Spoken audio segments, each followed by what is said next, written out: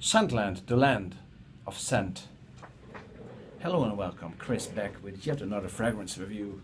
Today it's all about grey. Today it's about grey. Um, why is that? Well, I'm all dressed in grey, right? I'm sitting at the office, looking outside, and the weather is grey. So I decided to keep it that way, to stay with the color. Yet this is a totally different grey. This is an amazing grey. This is a sparkling, modern, fantastic, manly grey thing here.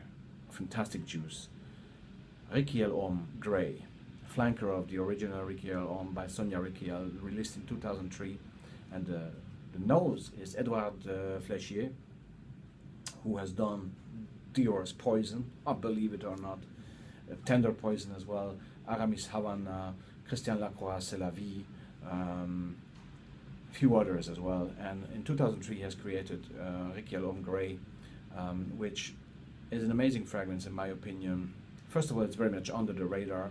Second, it's an eau de toilette that performs in a fantastic manner. I mean, it's a bit above the average in terms of longevity, and sillage projection are just again a bit above average. I mean, you spray this in this closed environment and it's very much sitting there.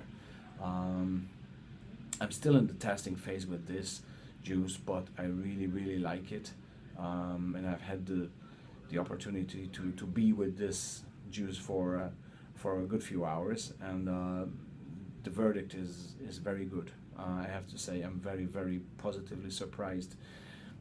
About the smell itself, before I continue raving about the color, and the juice related to this color, or the color related to the juice, well, are they related? They are, in some shape or form.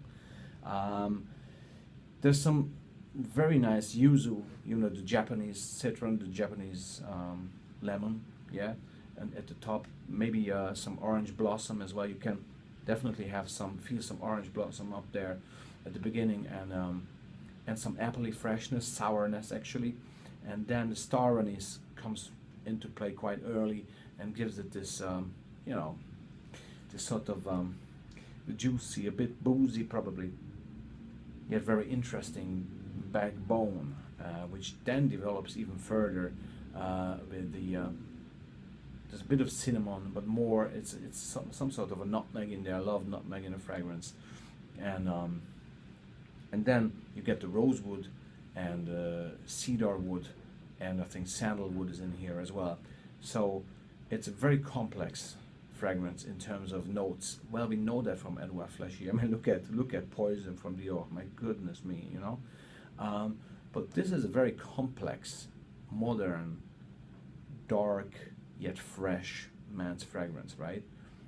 This is something that it's comforting, warm, yet it's fresh, manly. It's if I look at the age, who could wear this? Anybody. What time of the year? Anytime. What day of the time of the day? Anytime. It is very versatile. Therefore, the versatile aspect is fantastic on this fragrance. Again, the performance, as far as I could judge from today's experience over several hours, is very much above average in terms of longevity and sillage and projection. Also, the gray aspect, maybe people look at this and think it's gray, it's boring. No, it's the type of gray, this modern gray, this sparkling gray, not the boring gray. This is not boring at all. This is sparkling, energizing, manly, modern gray, right? It captures you. There's some Formula One cars that look like this, and they move like, it's really a fast, energetic gray I'm talking about, modern gray. Yet at the same time, it's very comforting as well. The smell is very comforting. It remains a bit what I love actually, dark, mossy, and sour, a bit fruity as well. But I love the mossy sourness about it. Reminds me a little bit of probably Mythic by the Steve McQueen line, yet this may be even better than that one. That Mythic is It's very difficult to wear.